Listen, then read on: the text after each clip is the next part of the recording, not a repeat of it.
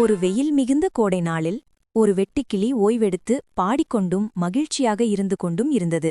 அப்போது ஒரு சுறுசுறுப்பான எறும்பு கனமான தானியத்தை சுமந்து கொண்டு தனது வீட்டிற்குச் சென்றது.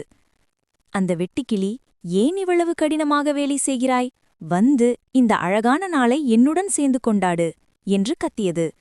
அதற்கு எறும்பு, "நான் குளிர்காலத்திற்காக உணவை சேமிக்கிறேன், நீயும் அதையே செய்ய வேண்டும், இல்லையெனில் நீ பட்டினி கிடக்க நேரிடும்" என்று பதிலளித்தது.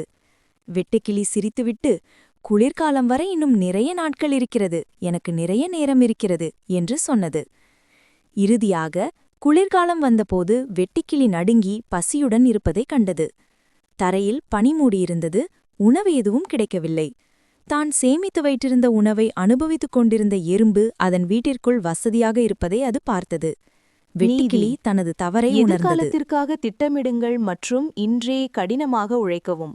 சோம்பேறித்தனம் வருத்தத்திற்கு காரணமாகும்.